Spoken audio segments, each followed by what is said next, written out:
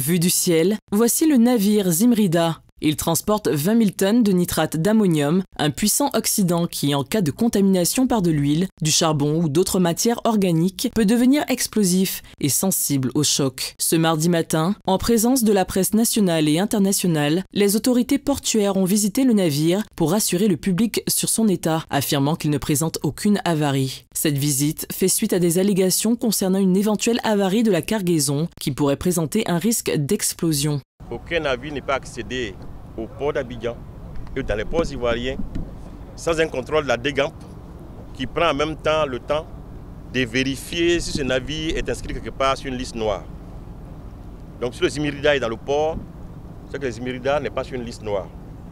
Les journalistes présents à bord du navire ont pu observer de près le nitrate d'ammonium stocké dans de petits sacs blancs. Parmi les 20 000 tonnes de cargaison, environ 7 600 tonnes sont destinées à un groupe minier en Côte d'Ivoire, tandis que le reste sera expédié vers l'Angola, la Tanzanie et même le Canada. Donc à ce niveau, rassurer les populations ivoiriennes et l'opinion internationale que les ports sont des lieux de passage de toutes sortes de marchandises, dont les marchandises dites dangereuses, classées de 1 à 9 par l'Organisation mondiale du commerce.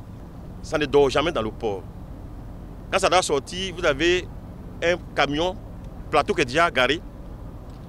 On sort les sacs que vous avez vus, on met directement sur le camion.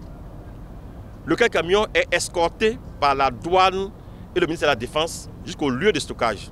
Ça on appelle la sortie sous palan des matières dangereuses.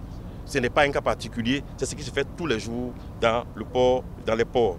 Selon la direction du port, ce n'est pas la première fois que le nitrate d'ammonium arrive en Côte d'Ivoire. L'année dernière, près de 46 000 tonnes de nitrate d'ammonium ont transité par le port autonome d'Abidjan. Le déchargement de cette cargaison devrait durer environ une semaine et une surveillance sera assurée 24 heures sur 24 autour du navire. Si depuis des années, le nitrate d'ammonium passe par le port, que vous n'avez pas entendu parler, c'est parce que ça se passe correctement par rapport à la réglementation. Depuis des années, des explosifs passent par le port. Le mercure passe par le port. Beaucoup de choses passent par le port. Tous les ports du monde sont faits pour transporter tout, dont les dangereux. Les ports ivoiriens sont dans ce cadre-là soumis au respect strict d'un dispositif réglementaire robuste mis en place par l'État pour protéger les populations et les biens. Il convient de noter que la visite du navire Zimrida a également permis de clarifier les soupçons d'avarie qui concernaient en réalité un autre bateau, le Ruby, un navire russe ayant initialement transporté cette cargaison. Le Ruby avait subi une avarie il y a quelques mois et la cargaison a été transférée sur le Zimrida depuis un port au Royaume-Uni le 6 novembre 2024.